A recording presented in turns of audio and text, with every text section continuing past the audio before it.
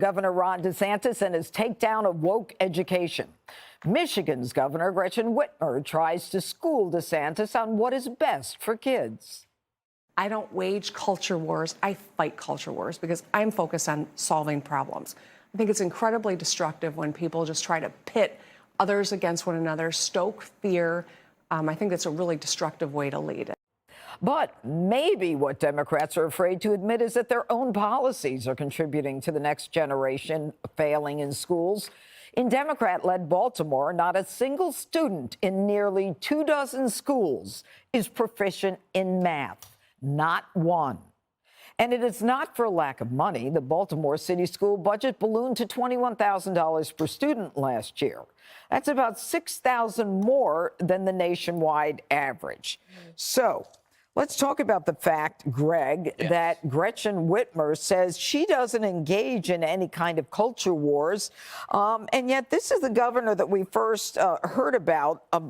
And by the way, she has refused to condemn pornographic books in Michigan's taxpayer-funded schools. You think she's involved in her own culture wars? They prefer to blame you, i.e. parents, for noticing things. Yeah. Like if you kind of like you hear something, you decide to go to a school board meeting, or you see a book or something, and let's say you just find that the entertainment that is there is not age appropriate.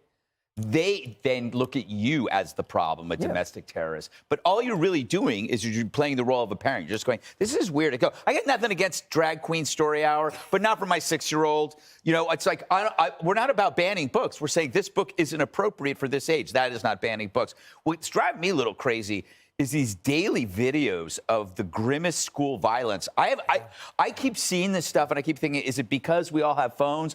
But there's like just these weird beatdowns where the victim is completely submissive and the aggressor just aggresses, and the teacher doesn't show up until like it's near the end, and then and they're so feeble. And maybe it's because they're told not to interrupt. But I keep seeing more and more and more of these, and I'm wondering if it's just because I'm looking for them, or they're looking for me, or they're actually happening more. I don't know. All right, Harold. I mean, the Baltimore schools get almost $6,000 more per student, and yet these kids are in a mess. I mean, it's shameful. It is. And this is happening. I agree with you, Judge. This is happening in a lot of places. One thing, I think governors and politicians, all of us alike, should be happy that parents are more involved and want to be more involved in their kids' education. I hope that parents across the nation will think about the 4 or 5 things I think we have to be teaching in our schools. Obviously, math and science and life skills and language and critical thinking skills.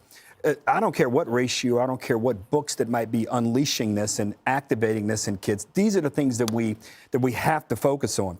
I would love for Congress, even Mr. Comer's Oversight Committee, we talked about when Biden provided the relief for students in college, and we all quarrel with it, saying middle-class Americans and plumbers and others were funding school for kids that majored in art history, nothing against art history and other things where they weren't contributing. Why hasn't Congress looked at why tuition is rising so fast at these schools? And two, the difference between a 4-year degree and a 2-year degree. Look, I'm not going to fault DeSantis. His state is moving up in the rankings. He's doing something that's positive. I'm not sure the woke education thing is why, but I'm happy to have egg on my face and be proved wrong on that. What I hope we as a nation get more focus on, and that parents get more focus on, is raising the achievement gaps, like Finland, South Korea, and China. All their kids are performing better than ours. That ought to be the focus, not the kinds of things I think we sometimes get invested in here in our own country. Huge. That's a big aperture, you're right. Yeah. Big aperture. You know, Dana, 23 Baltimore schools have 0 kids proficient in math. And yet, when you think about the United Federation of Teachers, the money, the COVID money alone, they should be so, you know, animated with these students.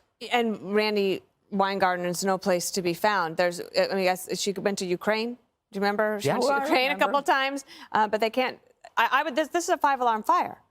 And it's not just Baltimore. There are many other places. And I think one of the reasons why we really need to focus on this as a country, corporate America needs to, the schools need to figure it out right away, is that in the last 20 years, we went away from teaching the phonetic method. Yeah. And they went to this whole thing of like, we're going to teach in a new way. Well, the new way isn't working. We have evidence of that. And on the reading side, the woman who created the new way has even said, whoa, my bad, sorry. And what happened during COVID is that parents were like, oh, wait, My kid can't read. My kid can't do food. So where are all the squad members talking about the inequality of education? Because families that have the means will hire a tutor. Yeah. But a young black kid in Baltimore whose mom maybe is working 2 jobs, like she can't do that. Right. So, and there's a new governor in Maryland, Wes Moore. I think he's an amazing guy, and I think he'll do a lot for that city. But there's a whole problem with the system. And Charles Payne was on America's Newsroom today talking about this.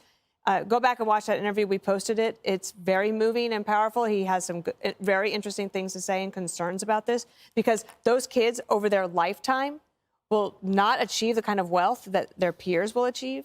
And it's outrageous. And this is not the pursuit of happiness.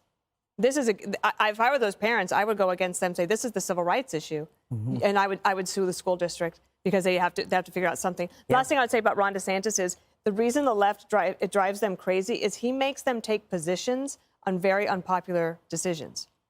So they have to basically say, oh, okay, well, my opinion on drag queen story hour or whatever it might be, they actually have to do something about it. Glenn Youngkin did the same thing. That's a threat. You know, Jesse, it's even worse, to add to what Dana just said, is there's a couple 100,000 kids who didn't go back to school after the pandemic. Yeah, they're missing. We don't know where they are. I hope we find them.